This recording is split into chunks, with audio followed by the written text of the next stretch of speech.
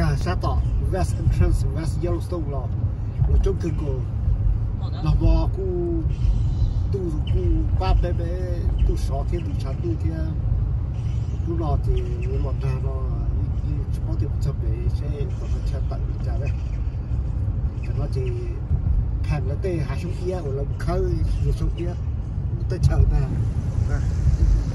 cái con sợ nó cứu cho nó cho tử dê ô chưa tử dê tử khoaมีการแล้วแต่ Buffalo Bison จงติดเยอะเนี่ยเอาตัวชิ้นต่อ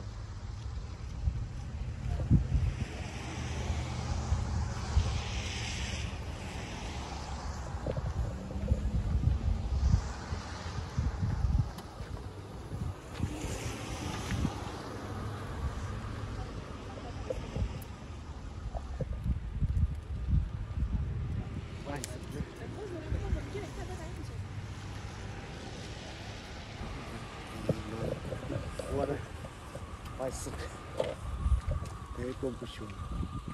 Và dây tàu theo là bút thay rồi đó.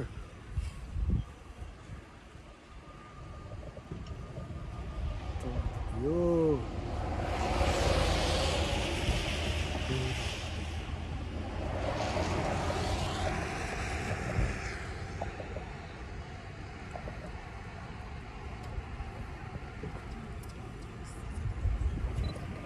Tôi xuống xem này.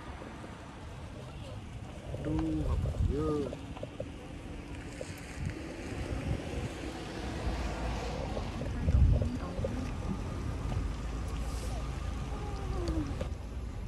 Cho cả liều cho không lăn luôn nè. Dạ, đây là tấm biển ha, tao xử ha. Sao điều vô được nó tỏng thì nó nhiều tỏng nó đi chậu nó đi. Super.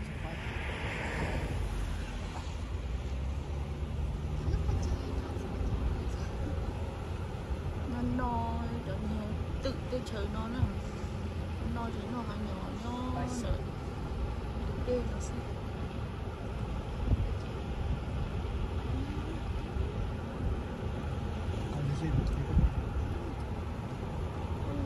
đâu có cái này không chờ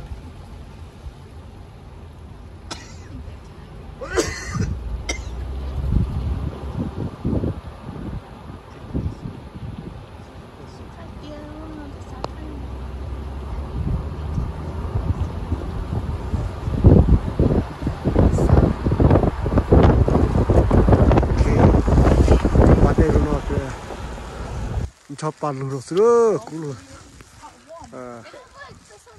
tao nhớ cái tôi sửa chặt cái tóc cái tôi chỉ có nó này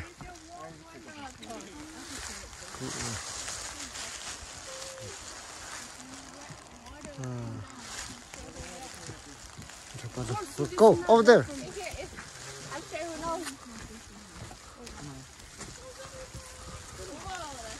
chop pan luôn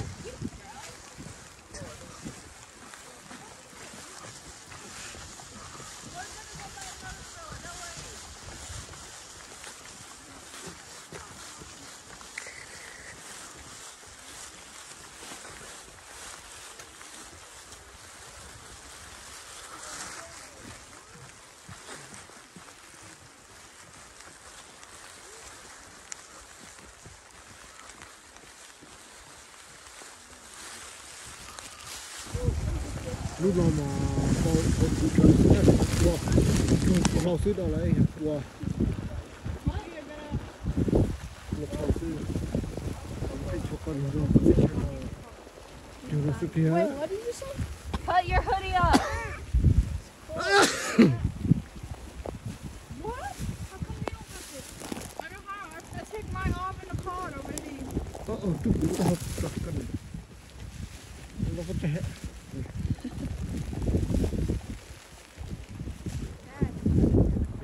go blue mat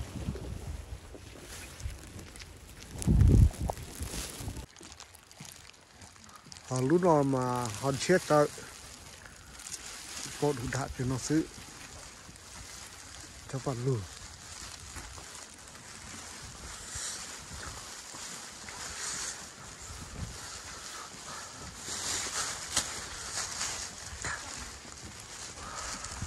rồi chưa sơn cho bạn luôn thấu mà hai ly mà hai mà kìa sát trong là tận thấu mà tự nử để tay trồng thì tàu ở bên trồng chỉ ly ít phần chỉ lan trồng thấu lõi rồi họ trồng một phá trồng thấu lõi rồi để ta sẽ có sát nó thì là chẳng hạn giá tận tên mà xe lúc khó ra những thôn thùng cho hồ cái sự chú thọ và chưa được sự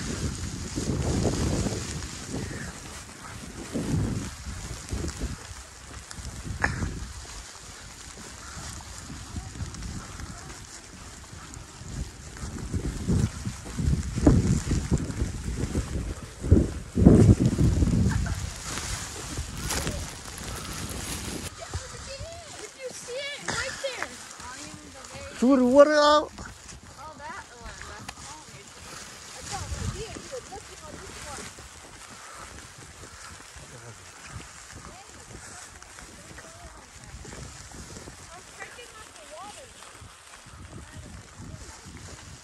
yeah, shoot it out. Let's go. Yeah, chopper. Just đó, xong.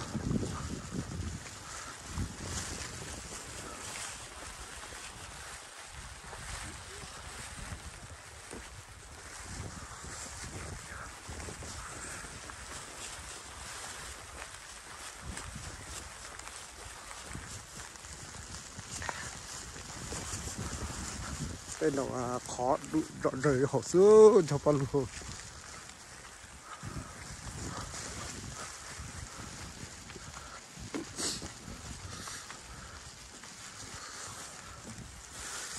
Chưa tận sao?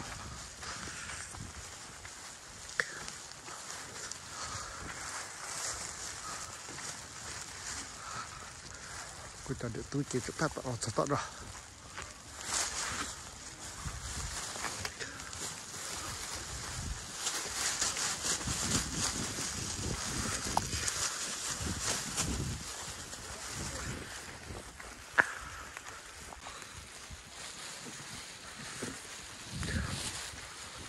Còn nói dĩ là còn một cái chiều thao được dầu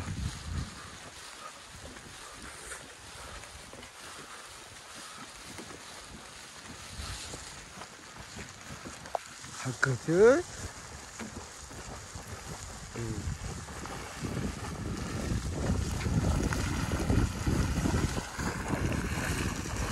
ôi trời ơi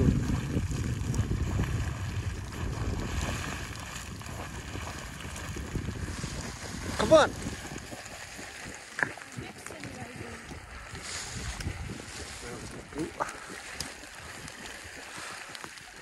Come on, you guys.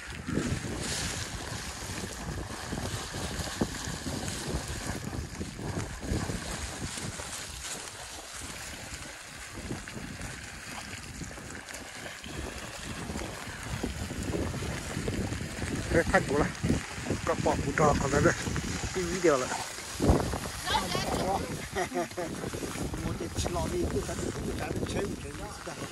Chứ có sợ nhớ rõ lúc khó nó sẽ lo nó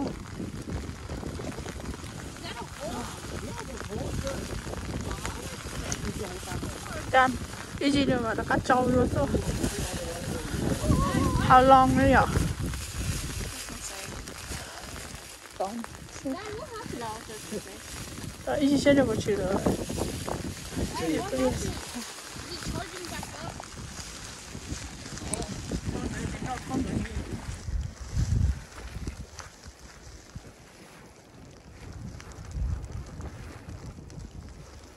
tên kho đó chịu rồi đó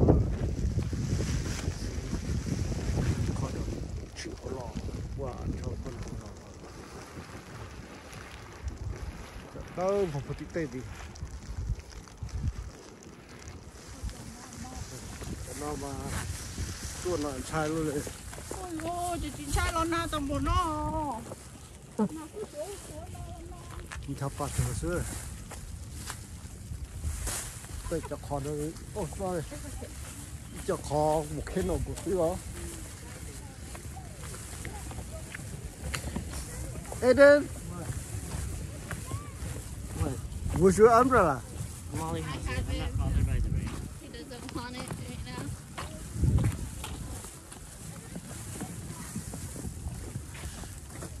If you want your umbrella, just ask me, okay? my friend boy They already have theirs. They won't close it. What did Daddy? Now, Daddy try to run anything, no, Daddy.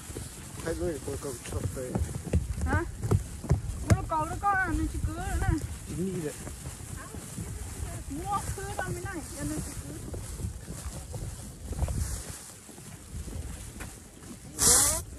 Giờ muốn đợi cho sơn đợi số việc kề không?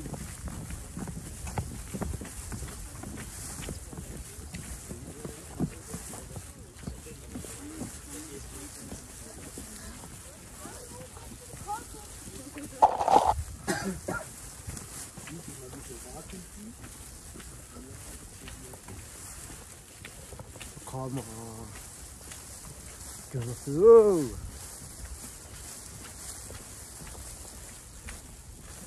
xí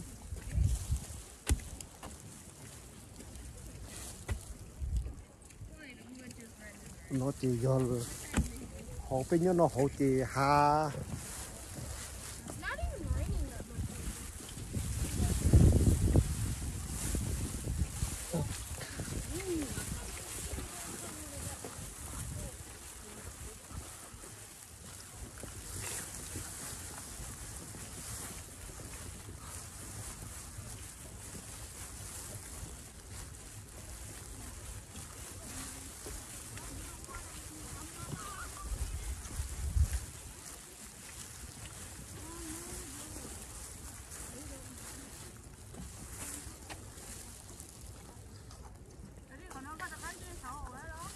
chó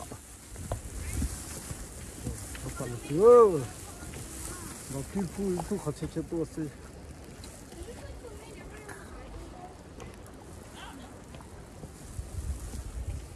Nó cắn chơi một tọt chơi rồi là. tên rõ à Trên chơi là một vài sao? Nó quá hai cái sụp bơ là ra đấy lắm.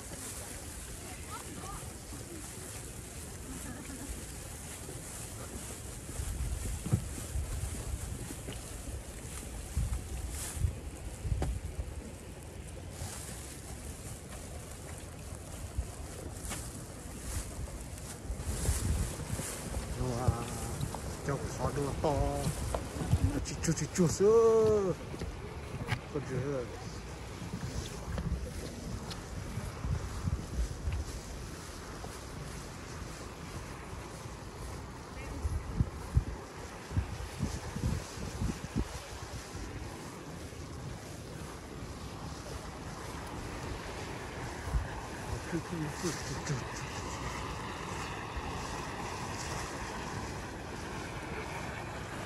và chào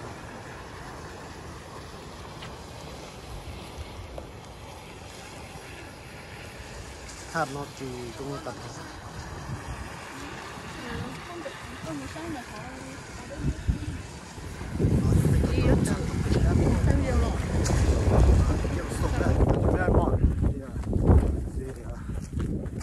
sát nó mà nó khó để chịu nó có thể để chịu nó sẽ có chuyện tao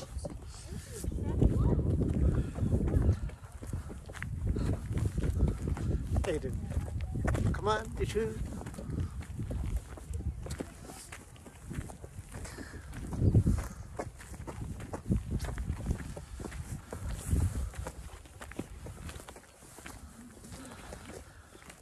Ta đã lần nào tới tôi chụp nó cút lần nào đấy.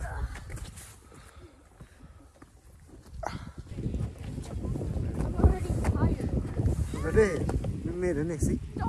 Ôi dạ. Thì tao nó chờ cái tu, chờ cái đây nó phải tôi chụp cọ nó cái tờ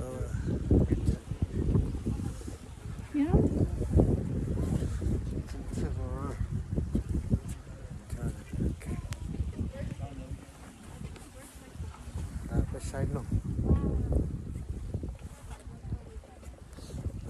no. sai chặt sa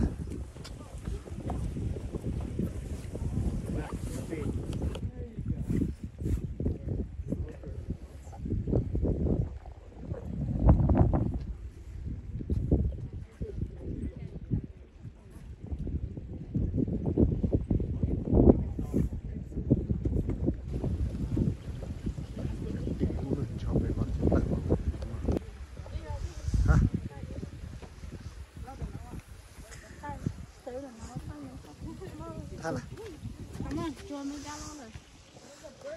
Về đi. Hai đúng không?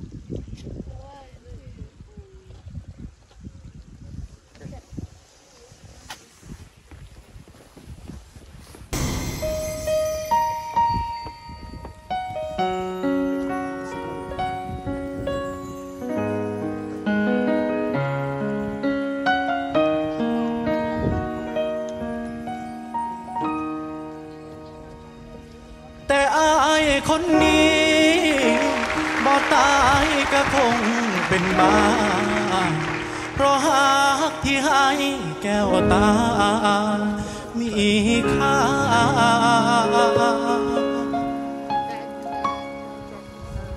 เท่าลมหายใจ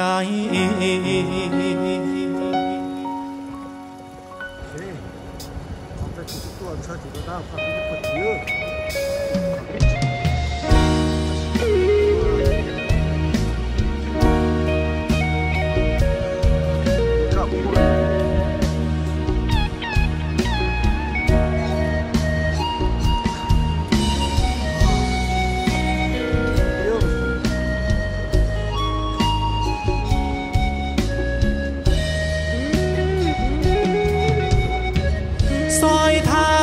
ใจเจ้าให้อายแน่ว่ายังแค่ยังเหลือฮักอยู่แค่ไหน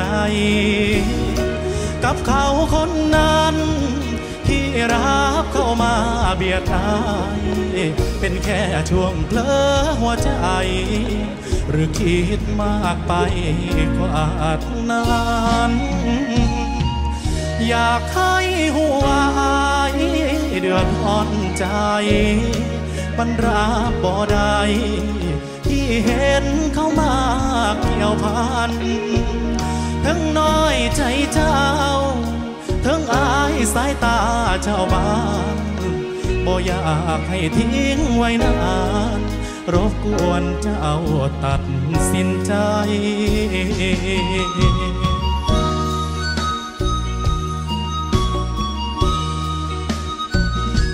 สิให้เขาไปหรือว่าให้อายเจ็บเลือกคนมีคะแนนเก็บหรือว่าคนมาใหม่ถ้าให้เขาอยู่ก็แปลว่าอายต้องไปหักมาโซลมโซตายหรืออายควรมีน้ำตาหากเจ้าเขาคงบ่เจ็บปานใดอดีตบ่ลายทำใจคงบ่หนักหนาแต่อายคนนี้บ่ตายก็คงเป็นบ้าเพราะหากที่ให้แก้วตามีค่าเท่าลมหายใจ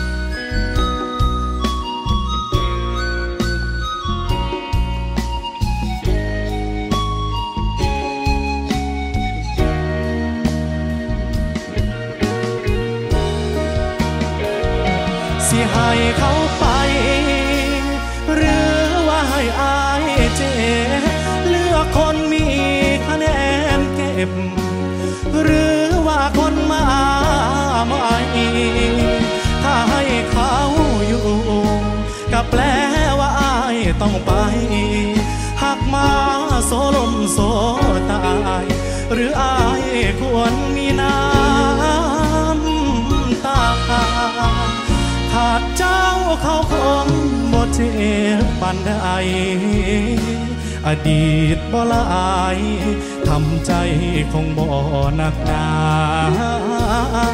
แต่อายคนนี้บ่ตายก็คงเป็นบ้าเพราะหากที่ให้แก้วตามีค่าเท่าลมหายใจแต่อายคนนี้บ่ตายก็คงเป็นบ้าเพราะหากที่ให้แก้วตามีค่า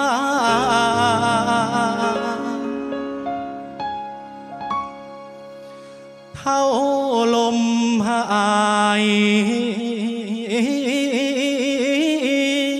ใจ